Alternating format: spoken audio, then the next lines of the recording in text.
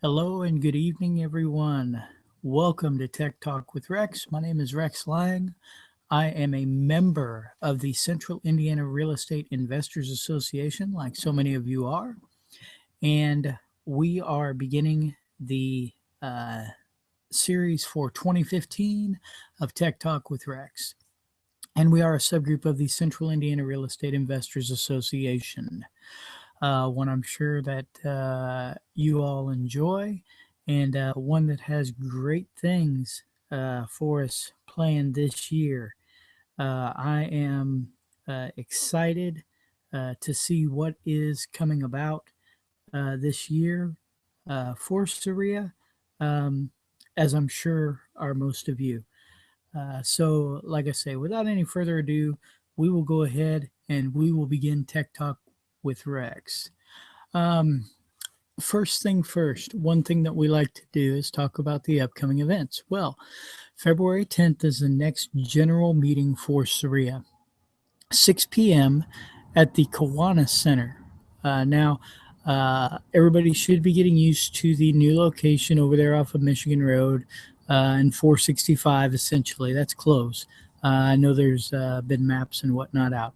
And it's a beautiful facility and a wonderful place to have our main meetings. This month, we have a real treat, especially if you have been in the real estate market in Indianapolis for any length of time. Charlie and Randy France have been buying and selling real estate in this market for longer than I can probably remember. But they have a very unique twist on how they buy and sell houses. They use a technique called buying houses subject to the existing mortgage. Now, I will tell you this. This is a technique that many people do want to find out more about. And it is a technique that Charlie and Randy France have been using, like I said, for years and years and years. If you are looking for the experts on buying houses subject to the existing mortgage, you cannot find a better pair of experts to teach you than Charlie and Randy. Husband and wife, they've been doing this, like I said, for years.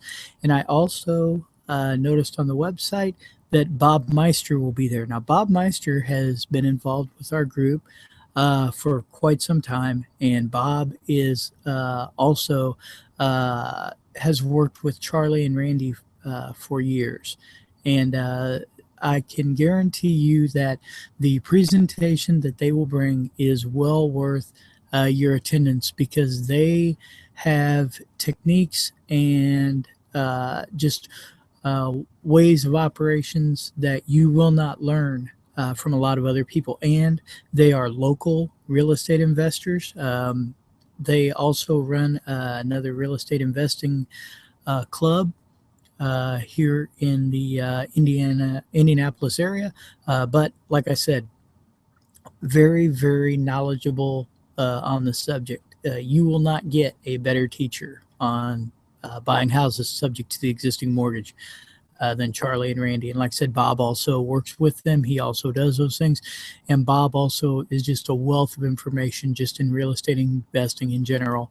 And he is a very seasoned investor. He's probably forgotten more about real estate than most of us know. So mark your calendars today and be ready. February 10th, 6 p.m., Kiwanis Center. Come out, network, meet with our vendors. I was talking with Debbie Green, the member uh, coordinator, and she is very excited. I believe now we have over 30 vendors that service the organization. So if there's any service, any trade, anything that you're looking for that you need to add to your team, come out and network with our vendors. We are growing all the time as far as the number of people that can help you run your business more effectively, help you learn the things you need to know to stay ahead in your business, because that's what being a member of Saria is all about. That and being able to network with other people that do what you do, because it's not often you can talk to people about the real estate market, and they don't either just glaze over or roll their eyes or whatever. So we won't do that. We promise you that. Come to the next general meeting. It will be a very good one. I promise you that. So tonight on Tech Talk, we're going to cover a few things. Today is a very special day, and I don't know if you know what today is, but today is a very special day. We'll talk about what is, what actually was today. It's a little after 8 p.m. Eastern on January 28th. So the day is almost over. But today was a day you probably should have celebrated. But I don't think I heard anywhere that any parties or anything for this today. But it's a good thing.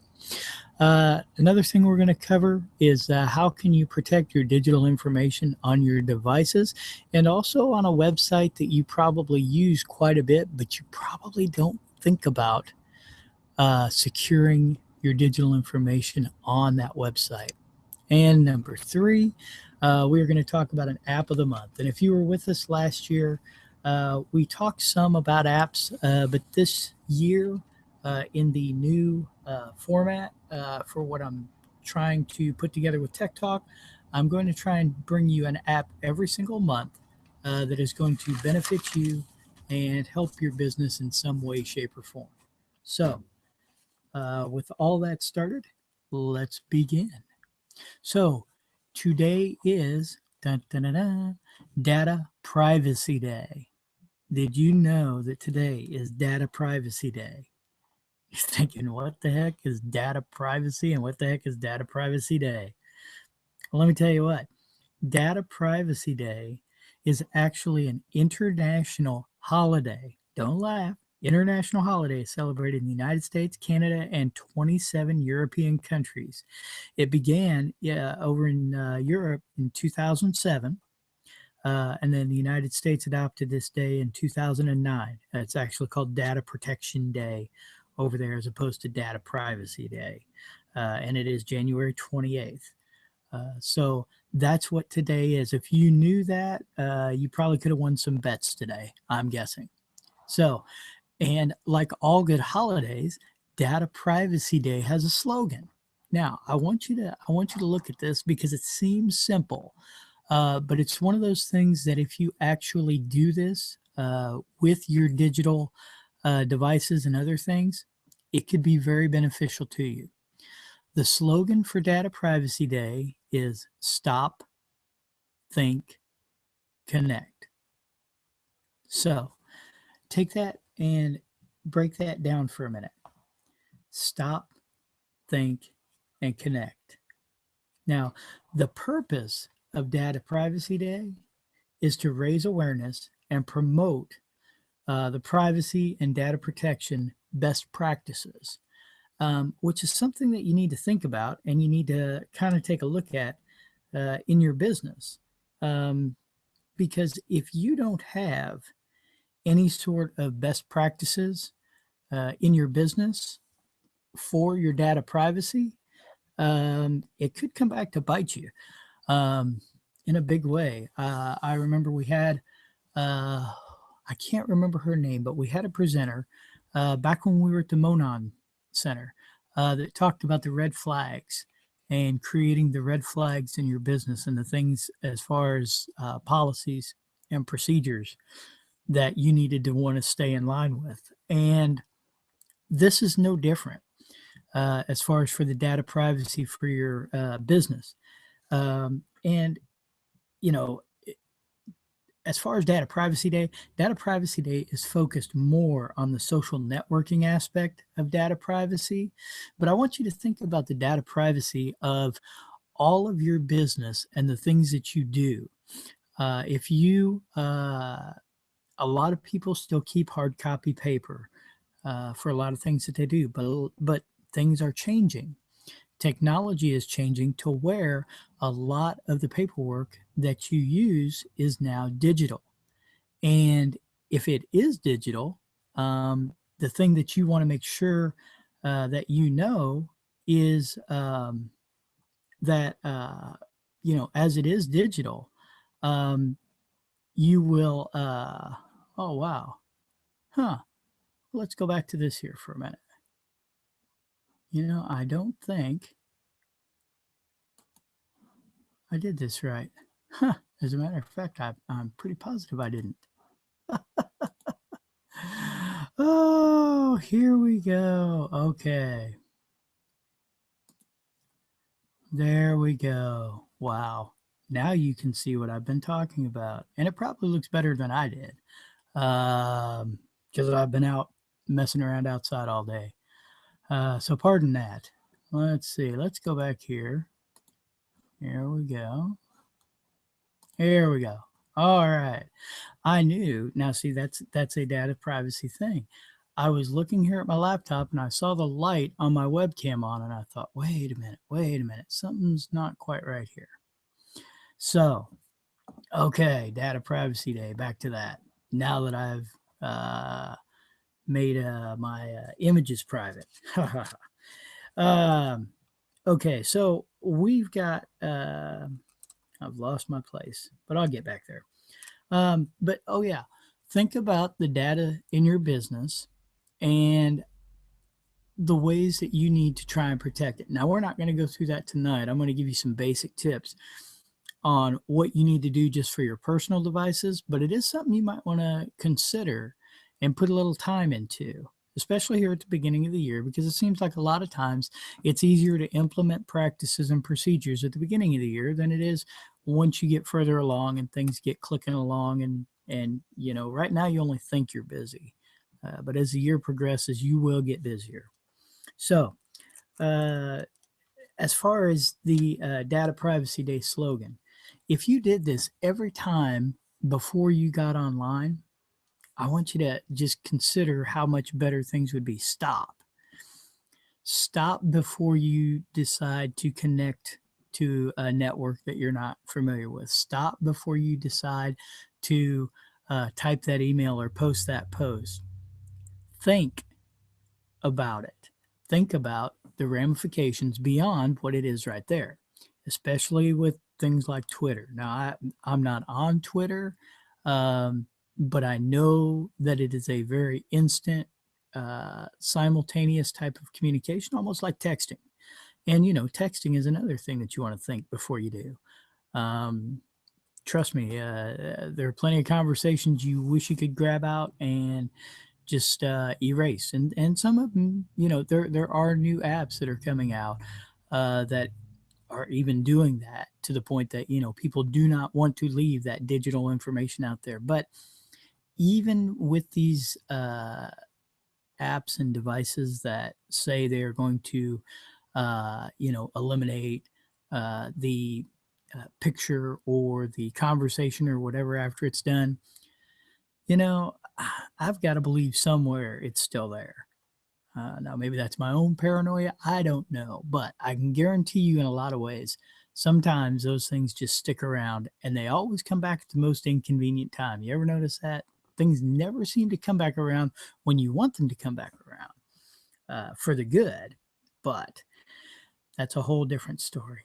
And then connect. So after you've stopped and after you think, then connect. Then take the time to go ahead and say, okay, I think I'll go ahead and do this. So that's the thing you want to think about with that. Now, let's see. So think about some of the recent data breaches that there have been. The most famous one, probably here in the recent little bit, has been the Sony hack. Now, of course, the jury's still out on whether it was the North Koreans or not. Who knows? Who knows? But anyway, there was a lot of information put out into the public domain that probably a lot of those people didn't want put out into the public domain. So, again, another thing to remember about your data, be careful about what you say. Stop, think, because again, lots of ways it could get out there. The Target breach with all the credit card numbers. That was very big. JP Morgan, one of the largest financial institutions in the nation, they were hacked also. The thing you always want to remember is, and this has always been something about people that want to hack or people that want to break in any format, whether it be digital, whether it be, break into a building, whatever. If somebody wants in bad enough, they're going to find a way. But what you want to do as you operate day by day is don't make it easy. Don't leave the door open. Don't invite people, don't invite trouble. At least have some different items and protocols set up so that you do not make this a simple thing for people to do. You know, there are new things on the way all the time, protocols and apps and other items being developed to make your digital information more secure. But again, if you take just a few steps, and again, I'm going to give you a few of them tonight, and just continue to, as you have a chance, just do a little more and do a little more. Then when that person comes along that's trying to just get data or do things the easy way, they'll be looking for some lower hanging fruit, because they don't want to go and have to go through all of the problems that you're going to cause just by doing some very simple things. So again, it's the same thing that this is talking about. Stop, think, connect. Make it a policy to just try to do these things. Now, one of the first things that I'll tell you is the easiest way that somebody can get your data is through your phone, because the most used device for most people will be a phone. And if you think about it, there are lots and lots of things on your phone. Probably lots of things you don't want other people to see. Probably lots of things, that are personal to you. Phones are most commonly stolen in restaurants, 16%, or nightclubs, 11%. Only 5% are stolen off the street. So the biggest percentage of them are stolen in public places. And you can see by this graph up here on the slide, 44% are left in a public place. So how many times have you ever been somewhere and seen somebody leave their phone? Maybe you grab them, hey, you left your phone, or you try to get it to them before they walk off for things. Or maybe you've walked off and had that feeling of dread that you walk out and get to your car. And then, of course, you're looking for your phone and you're like, oh my goodness, where the heck is it? I know I've done that. And you just, I tell you what, you find speed you didn't know that you had to get back inside and find your phone, because nobody wants that to happen. Statistics say in 2013, 3 million phones were stolen. And the statistics are just going up, especially in larger cities. If you think about it, because again, people's so much of their information is in their phone. If a person can get your phone, it's almost better than getting your wallet, because they may have more benefit to it, unless you do some of the simple things that we're going to talk about to make your phone more safe. So, how are you going to protect yourself if your cell phone is stolen, or even if someone just picks it up and wants to access some data in a fast manner? Think about that. Think about when you're just sitting someplace and maybe you just sit it down and your head's turned and you're doing something else and you turn back. People are bold. People just pick up your phone and kind of look and see what they can figure out. And it doesn't take long for a person who knows what they're looking for to find it if you do not make it difficult. The first thing that you can do is put a cell phone lock screen on your phone. Now, there's usually a few different types of these. The type on the left-hand side with the dots, that's a pattern. Basically, what you're going to do is you're going to start with your finger somewhere and you're going to draw a pattern on those dots. And usually it's a minimum, I believe, of 4 dots that you have to incorporate in your pattern. So you just have to make a pattern that you don't think that would be easily copied to be able to get past your first screen on your phone. Because if you can't get past the lock screen, you can't get in. Now, I'm not going to say can't, because again, what did we say in the beginning part? If you make, if somebody wants in bad enough, they'll find a way. But again, A lock screen on the front makes it just one more degree of difficulty. With a number pad on the front, you may make a numeric passcode. That's always good too, you know? Now, uh, again, one of the other things that you want to look at too is on your screen when you're using your phone, the timeout function. Because a lot of these lock screens do not come into play if your timeout function does not shut the main screen off. So, again, put these two in conjunction, either a pattern or a passcode, and your timeout on your screen in order to be able to just make it that much more secure. It's just one more thing. Now, is it kind of a pain? Well, if you have to make a phone call or do something, yeah, you have to enter the code to get in. Most of the time, if you're receiving a call, you don't have to. But if you're going to make a call or you're going to use your phone, yeah, you do have to take care of the pattern or the passcode. But think of the alternative. It's always one of those things. Think of the alternative. So, also, other things that will help you with your phone, and a lot of these are in the settings, because you'll find a lot of these things in the settings. And again, usually it's something that looks like a gear. Now, again, this is Android, and this is my disclaimer. This is my yearly disclaimer, so I'll make it now so that we know. Tech Talk with Rex endorses Android products because that's what I have. I don't own Apple. I don't know much about Apple. If I had enough questions about Apple, I could probably go and learn it. But for the most part, I am strictly Android in what I do. Same with laptops, Windows based. I'm not a Mac person. I don't use it, so I don't know it. I've got enough other things to worry about. I don't want to learn something that I don't use. Now, maybe I'll be broken to that this year. I don't know, but we'll see. It's not one of my New Year's resolutions. How about that? So, in your settings usually looks like a gear, and it's usually towards the top in your notifications area. You can see, and sometimes it's a picture too.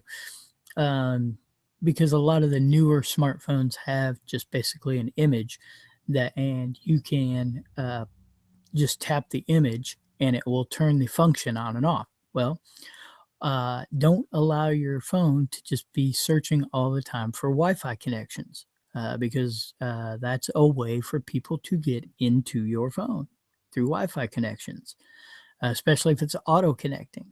So don't let your phone be doing that. When you are on a public Wi-Fi, you go into someplace, you're in Starbucks, you're in Panera, you're in McDonald's, I don't care where you are, and you're on a public Wi-Fi. Don't go to password protected sites where you are typing in the passwords. Now, there are other ways around this, but that's a little deeper than what we're going to get into tonight. But again, these are things where you're doing the stop, think, and then connect, because you don't want to type in passwords because there are people if they are looking to access data, they can essentially take your keystrokes that you put in and start running programs to try and figure out your passwords to get into your data remotely. So again, another thing, be very aware of these things. And another thing too is when you go in and you look at your emails, and this is at home or wherever, make sure you know who is sending you emails. If you don't know who they are or it doesn't look right, don't open it, because you invite trouble when you open things. It's like opening Pandora's box. No reason to do it. No reason. And that's for your phone or anything else. But again, always make sure you know who is sending you that information. Okay, but what about my laptop? Because that comes next. Because if you're like me, that's pretty much almost as portable as your phone. Well, let's do the same thing that we did on our phone. You can start with a locked screen password to where when you turn your computer on, if you, as you know, as soon as you get past the main screen, it's going to pop up like this and it's going to say, give me a password. Now, this can also be good if you have multiple users on your machine. Let's say that it's one, that's at home that you and your kids might share, or, you and somebody else might share. It's better if you have different profiles to log in from. Because number one, especially with kids, if you want to see where they're going, make them use their own profile and then you can track where they've been. Now, it depends on how technically savvy they are. If they clean everything really well and whatnot, it's going to be a lot tougher to find it. But I'm just saying, if you make them use their own profile, um, it keeps it cleaner, especially for your stuff, because you know where you go. And another thing is, like I said, other people that aren't supposed to be on your machine can't get on if they don't have a password and they don't have, the access through a username on your machine.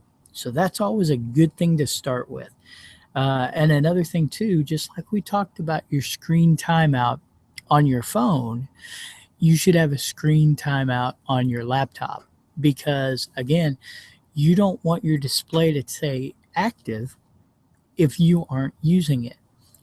Because, let's say that you're doing something and your phone rings and you get up to stretch your legs because you want to talk to them or whatnot, and you leave your laptop there or you leave your desktop, the window open and whatnot. Somebody else can come along. And again, I don't know where you're using your digital devices at, but somebody can come right along behind you and get right onto your machine if the windows stay open. Now, like I said, your window timeout, depending upon how quick it goes, sometimes if you just, bump the keyboard or whatnot again, it will pop back up to where you were, but most times it'll take it back around and make you go through the lock screen again. Again, is this a little bit of a difficult situation to where maybe it's kind of a pain? Nah, yeah, maybe so. But again, these safeguards that we are putting into place are going to help you overall save your data if something happens to your device. And trust me, nobody thinks anything will happen to their device until it does. It's the same thing with you never think your computer's going to crash until it does. And then what do? You go into the computer store, the Best Buy, wherever you go, and you're like, oh, please help me find this, help me do this stuff. And they say, well, is it backed up anywhere? And you're like, backed what? But that's a subject for another month. So, like I said, make sure that your screen is on a timeout, and that way people can't come up and just find it. And you say, okay, but you said something about email. What is that about email?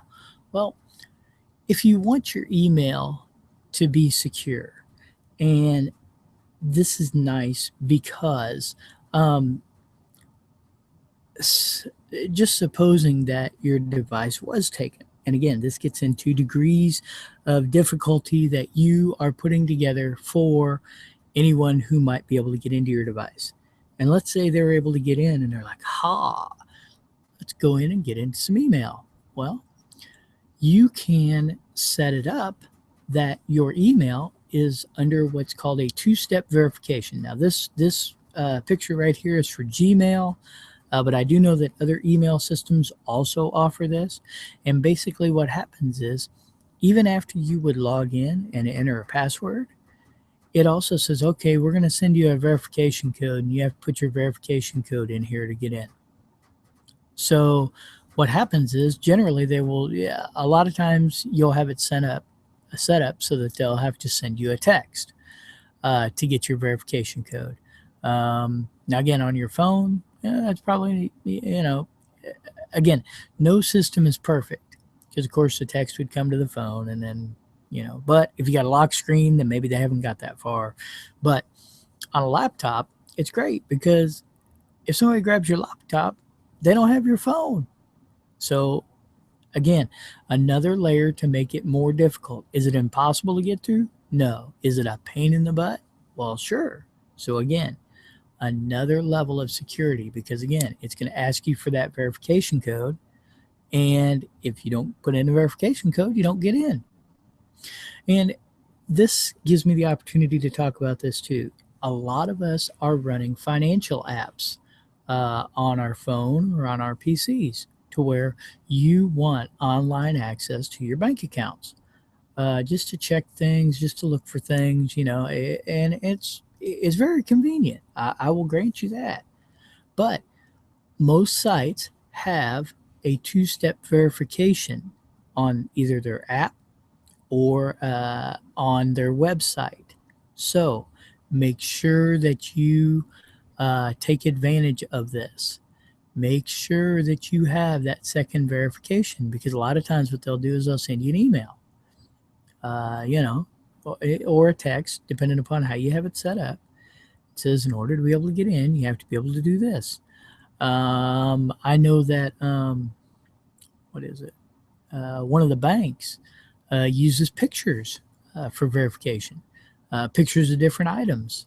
I mean, there are various ways that they do them. But again, if you are accessing financial information on your wireless device, be it a PC, be it your laptop or be it your phone, first of all, I really, really would strongly suggest not doing that on a Wi-Fi that's public. But again, if you're going to be out and using maybe like, your cell phone or something like that through like a 4G connection, two-step verification. It's just, it's another level. It's another piece that somebody has to fight through. So, and with all that said, these are a couple of security tips that are pretty basic.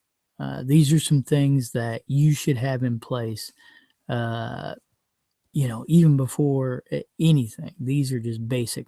And the other thing that I didn't discuss with that too is when you set up a password for some of these things, please do not use things like password. Please do not use things like um, my bank 123, things like that. Don't use the basic things, because passwords can be broken, and you just, why do the security part if you're going to do that? Use a good, strong password. Um, Again, a little bit of a pain, but once you get used to it, won't be any problem at all. Like I said, each month we will have a segment that will introduce you to a new security tip or app to help you build a better fence around your personal data, because that's what we want to do. I strive to try and bring you information to help put you in a better place with your digital items. And again, most of these things that I'm going to bring to you, 99% of them will be free. So I'm not asking you to spend hundreds of dollars a month on these things. But again, you may be in a position where you may want to do that. If you have information that's valuable enough in that capacity, it may be something you want to look into. And from time to time, I will bring you different apps like that, or security sites or things like that that you can use. But I will try to help fix you up with as much of the inexpensive stuff as you can. Again, just to make more uh, issues to be in front of somebody who wants to get to your data. So, as we move forward, a show about security wouldn't be complete without discussing safety on a site most of us use every stinking day, and that's Facebook. Whether you use it for business, whether you use it for personal use, whatever you use it for, everybody's on Facebook. Well, almost everybody. Almost. My mom still refuses, which seems pretty funny to me. But again, Facebook is a site that the large majority of the population is on. And as we go and as we interact and as we talk with people and as we post things and share things and do things like that, it's very interesting the level of comfort that we've all kind of just come to with Facebook, and we don't even think about some basic security issues that we should be looking at. Now, um, I will say that I was alerted to this, and I read an article about this from a lady who does a radio show. Her name is Kim Commando. And I tell you what, if you want to really overload on the technology stuff, listen to Kim. She does it in a good way. It's a social way, but she definitely will up your digital game if you listen to her. And I kind of extrapolated some of these from an article that she wrote, and we'll go through them here. I just want to make sure I give credit where credit is due. So 4 details Facebook asks you for that you shouldn't give. And some of these you don't think about as often as you should. But number 1, your home address. Now, this should go without saying. Sometimes you start filling out forms and you don't think about stuff like this. But,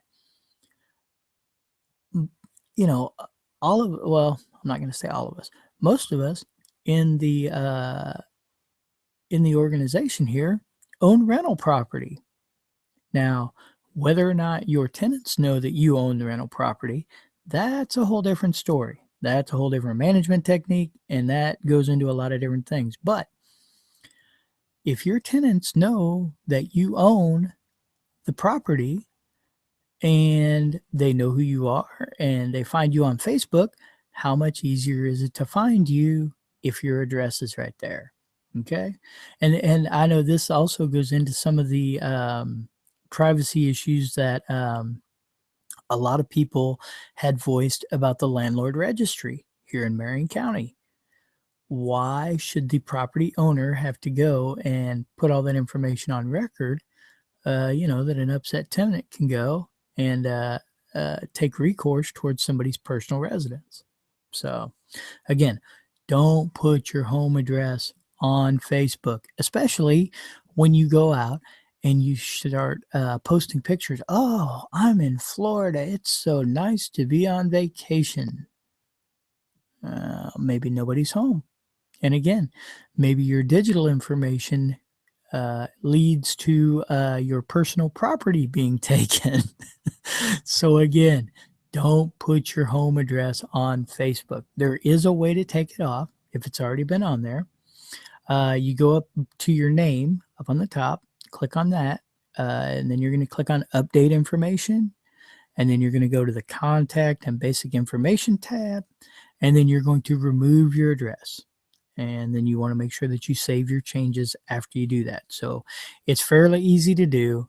Most people that know you know where you live already. There's no sense in broadcasting it to the entire world through Facebook. And it is the entire world. Remember that. Number 2, anything work related. Think about this. And again, a lot of us still work for other companies. There's never, not never. It's kind of like what we were talking about earlier about your information going up, and then you think it's disappearing through one of these apps or whatnot, and it always comes back. That's kind of like what posting work-related information on Facebook is like. It's probably going to come back and bite you at some point. There's really no reason to do it. And it's probably not a good idea. It's probably going to come back and bite you in some way, shape, or form. So don't put work-related information on Facebook. Number 3, your payment information. Now, what you think about this? Facebook is a free site, but yet if you want to buy apps to play their games, to do all these other things, they like having your credit card. And if you think about it, it's much like another site that I think most of us are very familiar with called Amazon. And it's very interesting because if you look into the basis of what Amazon's main focus is, and it might surprise you, but Amazon's main focus is not to bring you bargain or sell you everything from A to Z. Amazon's main focus is to have the most credit card numbers on file that they can have. Why? Because then your shopping experience becomes much more convenient with them, because all you have to do, there's one click shopping. That's all you have to do. But and again, the biggest thing to look at there is I I don't know personally, but you would have to believe that hackers look at a site like Amazon and probably go at it fast and furious every single day because of all of the payment information that's stored there. So again, don't store your payment information on Facebook because it's probably not in a place that you are necessarily going to be needing to buy anything. I mean, maybe you will, but again, I would not store my payment information on Facebook. And then number 4 is your phone number. So, uh, your phone number, again, if you have the mobile app, which, nobody ever checks Facebook on their phone, right? But, if someone friends you and you friend them, pardon me, and they go in and look at your information, they can go find your phone number. Do you really think every friend that you have on Facebook needs your phone number? Probably not. That would be my suggestion. Probably not. You can go back to that same place, up by your name, click on that, update the info, contact and basic info. Next to your phone number, click the edit link, and then there's an icon under the number, and you want to click that to only me, and then save the changes. Because then, Facebook can have your number, but only you know that Facebook has your number. And that makes it a little nicer. That makes it better. So, the app of the month. Dun, dun, dun, dun. I'd play music, but you never know how YouTube is. They might just like come down with fire and brimstone and whatnot. But since we are talking about all this security, WebRoot is security for your mobile devices, mainly. It is a free app. It is available in the App Store, and it is very good at what it does. Let me get here to the next one. Okay. It keeps you secure when browsing, shopping, and banking on your Android device. It locates and locks lost or stolen devices and automatically scans your apps for threats or malicious behavior. Now, most of the time on your phones already, you've already got scans that come through there. But again, this is just helping to get your information behind another firewall, behind another something that somebody's going to have to break through. Like I said, it gives you continuous protection. Real-time anti-phishing identifies and blocks fake websites that trick you into entering your personal information, which again, your personal information is very valuable. Warns you about infected websites, blocks unwanted calls or text messages. It will remotely lock your device if it is lost or stolen through another one. You can set your GPS up to help locate it if it has been lost or stolen. It will sound an alert to basically make a loud noise if necessary to help find it. So, I mean, there are a lot of benefits through this app. I like this app. Again, it's called WebRoot, WEBROOT, and it will be a very effective piece of security You can put this on a phone. You can put this on a tablet. Anything that takes mobile apps, you can use it. So that would be my app of the month, would be WebRoot. So the next Tech Talk with Rex will be February 18th, which I believe will take me back to the third Wednesday. Double check the calendar for next month to make sure that, but that's what I'm shooting for, February 18th, 8 o'clock. If you have questions, if you have things that you are wanting to know, please drop me an email. You can do that at marketing at cireia.org. I'll probably have that email for another month. Then we'll probably go to a different one. So thank you everyone for attending tonight. God bless and have a good evening. And we will talk to you next time on Tech Talk.